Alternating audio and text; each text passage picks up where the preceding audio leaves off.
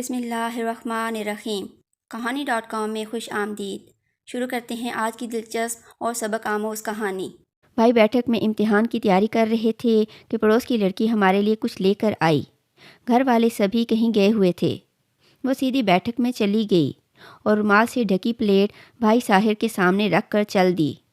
انہوں نے کچھ پوچھنا چاہا تو کچھ نہ بولی، بس پھیکی سی مسکراہٹ اس کے لبوں پر آئی اور مٹ گئی۔ اس کے مسکرانے کا انداز عجیب تھا، چہرے پر مجبوری کی چھاپ تھی۔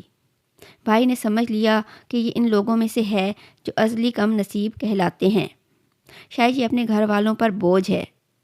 انہوں نے مجھ سے پوچھا تو میں نے بتایا کہ اس کا نام راحیلہ ہے اور یہ یتیم ہے۔ اس کے سگے ماں باپ مر چکے ہیں اور اب سوتیلی ماں کے برے سلوک نے اسے پور زخمی کر ڈالا ہے۔ ڈری سہمی راحیلہ اپنی ادا کے نہ جانے کون سے رنگ میرے بھائی پر پھینک کر گئی کہ وہ اس کے دھندلے نقوش کو ذہن سے نہ مٹا سکا، اور پرچوں کی تیاری کے دوران تنہائی میں بیٹھ کر اپنے خیالوں کے قلم سے انہیں گھر کرتا رہا، یہاں تک کہ یہ نقوش تیز رنگوں والی تصویر کی مانند اس کے دل کے کینوس سے چپک کر رہ گئے۔ باپ جب تک زندہ تھا اس لڑکی کی کچھ نہ کچھ اہمیت تھی۔ 4 برس قبل وہ بھی اللہ کو پیارا ہو گیا۔ اس وجہ سے گھر میں اسے اور بھی زیادہ غیر اہم قرار دے دیا گیا۔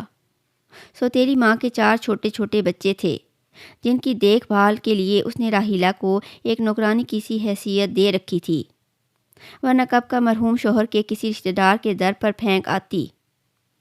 وہ 2 منزلہ مکان راحیلہ کے والد کا ذاتی تھا۔ پہلی منزل میں راحیلہ اس کی سوتیلی ماں بچوں کے ساتھ رہتی تھی اور دوسری منزل کرائے پر دی ہوئی تھی جس سے ان کی اچھی گزر بسر ہو جاتی تھی۔ کچھ والد مرحوم کی پینشن آتی تھی اور کچھ امداد سوتیلی ماں کے بھائی کر دیتے تھے۔ ایسے حالات میں یہ لڑکی شدید محرومی اور احساس تنہائی کا شکار ہو گئی۔ اس کی کمزوری تھی کہ ذرا کوئی پیار سے بات کرتا وہ اس کی دیوانی ہو جاتی۔ بچپن میں تو اس بات پر تپتی بھی بہت تھی۔ اب کچھ سمجھدار ہو گئی تھی، تاہم ابھی اس کی عمر 15-16 برس ہی تھی۔ اب جب کوئی پیار کرتا تو وہ ہنستے ہوئے بھی رو پڑتی تھی۔ ایسی زود رنج لڑکی ہم نے پہلے کبھی نہ دیکھی تھی۔ غموں نے اسے بالکل نرم دل بنا دیا تھا اور ساتھ ہی بزدل بھی۔ بات بات پر جھجکنے، کھٹکے سے چونک پڑنے اور ذرا سی بات سے رو دینے والی یہ لڑکی اس قدر عجب دکھائی دیتی کہ کوئی اس کو قطعی نظر انداز نہ کر سکتا تھا۔ ہمارے محلے میں ایک دستکاری اسکول تھا۔ اس کی ہیڈ مسٹریس میرے رشتے کی پھوپھی لگتی تھیں۔ وہ اکثر مجھے اپنے ادارے کے حساب کتاب کے لیے بلا لیتی تھیں۔ میں ساحر بھائی کے ساتھ وہاں چلی جاتی۔ راحیلہ بھی اس اسکول میں دستکاری سیکھنے آتی تھی۔ میں پھپھو کے آفس سے اسے دیکھ لیتی تو باہر نکل کر بات کرتی اور اسے کہتی کہ تم نے اسکول چھوڑ دیا اور دستکاری سیکھ رہی ہو، اسکول کی پڑھائی بھی ساتھ جاری رکھو۔ آپا امی نے اسکول سے ہٹا لیا ہے اور خود سے پڑھائی نہیں کر سکتی، کوئی پڑھانے والا بھی تو ہو۔ امی تو سارا دن کام پر لگائے رکھتی ہے، دن کو نہیں پڑھ سکتی۔ میں نے پھوپھی کو بتایا، وہ راحیلہ کو طور اتوار سے اچھا جانتی تھیں۔ انہوں نے کہا کہ میں 2 گھنٹے کلاس میں بٹھا کر پڑھائی کے لیے فری کر سکتی ہوں، بشرطے کہ تم 2-3 گھنٹے یہاں آ کر اسے پڑھا دو۔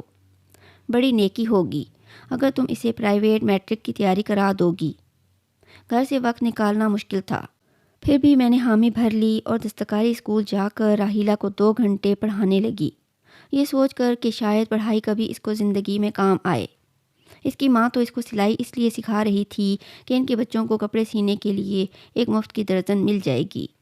اس طرح ہم ایک دوسرے کے بہت نزدیک آ گئے۔ میری محبت اور اعتبار پا کر اس میں کافی تبدیلیاں آ رہی تھیں۔ اب وہ ذرا ہمت سے بات کر سکتی تھی، جھجک بھی کم ہو گئی تھی جو پہلے اس کو کسی سے مخاطب کرنے سے روکتی تھی۔ میں نے 2 ماہ تک اسے پڑھایا، پھر دستکاری اسکول جانا میرے لیے محال ہونے لگا۔ ادھر امی گھر کا کام اکیلے نہ کر سکتی تھیں اور آپا تو اپنے گھر بار کی تھیں۔ میں نے دستکاری سیکھی ہوئی تھی، راحیلہ کی سوتیلی ماں یہ بات جانتی تھی۔ تبھی میں نے آنٹی سے کہا کہ آپ اس کو شام کو تھوڑی دیر میرے پاس بھیج دیا کریں، میں اس کو اتنی دستکاری اور سکھا دوں گی یوں وہ ڈپلومہ میں کوئی اچھا درجہ حاصل کر لے گی۔ انہوں نے کچھ سوچا اور پھر کہا ٹھیک ہے، تم اس کو کٹنگ اچھی طرح سکھا دو تاکہ اس کا ہاتھ صاف ہو جائے۔ میں نے شکر کیا کہ انہوں نے منع نہیں کیا تھا۔ ہمارے گھر ساتھ ساتھ تھے اور ہماری بیٹھک ان کے گھر سے ملی ہوئی تھی۔ اس کا ایک دروازہ گلی میں کھلتا تھا۔ جیسے ہماری بیٹھک کا دروازہ گلی میں کھلتا تھا، اس کے ساتھ ان کی بھی بیٹھک ہی تھی، جس کو انہوں نے کمرے میں تبدیل کیا ہوا تھا، اور یہ کمرہ اس کی ماں نے راحیلہ کو ہی دیا ہوا تھا، کیونکہ یہ گھر کے سب کمروں سے چھوٹا تھا۔ پہلے تو راحیلہ گھر آ کر مجھ سے پڑھتی، بعد میں جب میں کام سے فارغ نہ ہوتی تب ساحر بھائی سے کہتی کہ آپ اس کو پڑھا دو۔ بھائی اس کو بیٹھک میں پڑھاتے تھے، کیونکہ انہیں بھی پڑھنے لکھنے کے لیے بیٹھک ہی ملی ہوئی تھی۔ اب یہ ہمارا معمول بن گیا کہ جب والد صاحب آبائی گاؤں چلے جاتے، راحیلہ بھائی سے ہی پڑھتی۔ مجھے نہیں خبر کب دونوں ایک دوسرے کے نزدیک آ گئے کہ اب آدھی رات کو اپنے کمرے کا گلی والا دروازہ کھول کر وہ ہماری بیٹھک میں آ جاتی۔ اس نے دستکاری اسکول بھی خیر آباد کہہ دیا۔ اس کا کورس مکمل ہو گیا تھا۔ جس رات راحیلہ کو آنا ہوتا وہ شام کو ہی کھڑکی سے اشارہ کر دیتی تھی۔ طاہر بھائی کے امتحان ہو چکے تھے، رزلٹ آیا تو ان کو ملازمت مل گئی۔ شام کو دفتر سے لوٹے تو راحیلہ کو کھڑکی میں دیکھا۔ اس نے بھائی کو اشارہ کیا۔ اس کے پیچھے اس کی چچا زاد کھڑکی میں کھڑی تھی، جس نے دونوں کو ایک دوسرے کو اشارہ کرتے دیکھ لیا۔ دوسرے روز وہ عورت ہمارے گھر آئی اور میری والدہ کو تمام ماجرا کہہ دیا۔ بھائی دفتر سے آئے تو امی ان پر برس پڑی۔ ساحر تم آخر کیا چاہتے ہو؟ جانتے ہو کہ راحیلہ ایک یتیم لڑکی ہے اور بہت دکھی ہے۔ پہلے ہی اس کے گھر میں اس کے لیے کوئی جگہ نہیں ہے۔ خدا کے لیے اس خطرناک کھیل سے باز آ جاؤ۔ اگر اس کی چچا زاد بہن نے اس کی سوتیلی ماں سے شکایت کر دی تو وہ ظالم عورت اس بیچاری لڑکی کو کھڑے کھڑے گھر سے نکال دے گی۔ پھر بتاؤ اس کا کہاں ٹھکانہ ہوگا؟ تم اس سے شادی نہیں کر سکتے۔ تمہاری منگنی ہو چکی ہے۔ تمہارے ابا تمہارے ٹکڑے کر دیں گے، مگر یہ منگنی اب نہیں ٹوٹ سکتی۔ اب بتاؤ کہ تم کیا چاہتے ہو؟ ماں کا لمبا چوڑا لیکچر سن کر بھائی جھنجھلا گئے۔ حالانکہ وہ سچ کہہ رہی تھیں، لیکن بھائی کا دل خود بخود راحیلہ کی طرف کھینچتا تھا۔ امی کے سامنے تو انہوں نے اپنے قصور سے انکار کر دیا اور کہہ دیا کہ اس عورت سے پوچھو کہ کیا اس نے ہمیں آپس میں باتیں کرتے دیکھا ہے، پھر کیوں وہ ہم پر بہتان تراش رہی ہے۔ بھائی کو امی نے دھمکایا کہ باز آ جاؤ ورنہ میں تمہارے والد سے کہہ دوں گی، مگر ساحر بھیا بھی اپنی بات پر ڈٹے رہے۔ راحیلہ کی چچا زاد بہن جو شادی شدہ تھی اور چچی کے پاس 2-3 روز کے لیے رہنے آئی تھی، اس نے امی کو تو خبردار کیا مگر اپنی چچی کو نہ بتایا۔ جانتی تھی کہ سوتیلی ماں راحیلہ کا کیا حشر کرے گی۔ وہ اپنے گھر چلی گئی۔ ساحر نے اس تنبیہ سے کوئی اثر نہ لیا۔ وہ بدستور کھڑکی کے سامنے کتاب کھول کر بیٹھا رہتا اور اس کی اور سے دیکھتا رہتا۔ اس نے راحیلہ کو پہلے ہی بتا دیا تھا کہ میں تمہیں پڑھا سکتا ہوں، تمہارا مستقبل سنوارنے میں تمہاری مدد کر سکتا ہوں، تمہیں پیار دے سکتا ہوں مگر شادی نہیں کر سکتا۔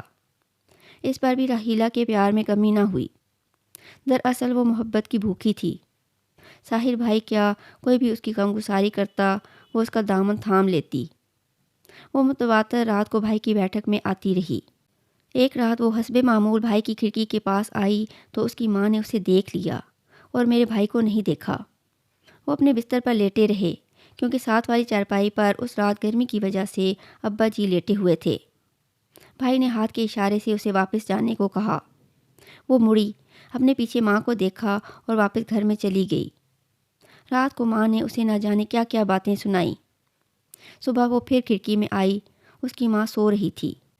ابا جی بیٹھک سے گھر میں آ گئے تھے۔ راحیلہ نے ساحر کو بتایا کہ ماں آج ہمارے رشتہ داروں کو بلانے جائے گی، نہ جانے کیا ہنگامہ ہونے والا ہے، تم جلدی بندوبست کر دو ورنہ میں مر جاؤں گی۔ بھائی نے اسے محض تسلی دی۔ دوسرے دن ان کے گھر بہت شور ہوا۔ میرے والد صبح سویرے گاؤں روانہ ہو گئے تھے، اس لیے بات میرے والد کے آنے تک روک دی گئی تھی۔ ساحر بھی ڈیوٹی پر چلے گئے۔ جب واپس آئے تو گھر میں اینٹیں آئی ہوئی تھیں۔ میری بہن نے بتایا تمہارے کرتوتوں کی وجہ سے کھڑکی چنی جا رہی ہے۔ ابا جان آئے تو پڑوسن نے ہمارے گھر آ کر ہنگامہ کیا۔ ابا نے بھائی کو گھر سے نکال دیا۔ وہ ایک دوست کے گھر چلا گیا جو کرائے کے گھر میں اکیلا رہتا تھا۔ بھائی نے دفتر سے 2 دن کی چھٹی لے لی۔ ادھر راحیلہ کے ساتھ اس کی سوتیلی ماں نے بہت برا سلوک کیا۔ سارے محلے میں اس کو بدنام کر دیا، مگر ہماری ماں تو سگی تھی۔ وہ بھائی کو سمجھانے ان کے دوست کے گھر چلی گئیں۔ کہا کہ تمہارے والد نے غصے میں تمہیں گھر سے نکلنے کا کہہ دیا تھا، تم واپس چلو اور باپ سے معافی مانگو۔ ماموں بھی امی کے ساتھ تھے، انہوں نے بھی سمجھایا کہ ماں باپ کا دل نہیں دکھانا چاہیے، لیکن مجھے تو راحیلہ کا زیادہ دکھ تھا، اور یہ بات ساحر بھائی کو بھی بری طرح تڑپا رہی تھی کہ نہ جانے اس کی ماں نے اس پر کتنے ستم ڈھائے ہوں گے۔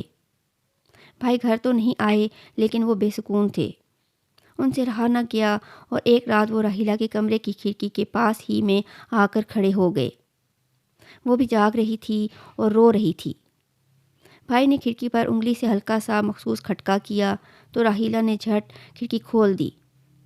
اس نے سرگوشیوں میں بتایا کہ اس کی ماں نے اس کے ساتھ بہت برا سلوک کیا ہے، حتیٰ کہ سوتیلے ماموں نے بھی اسے مارا پیٹا ہے۔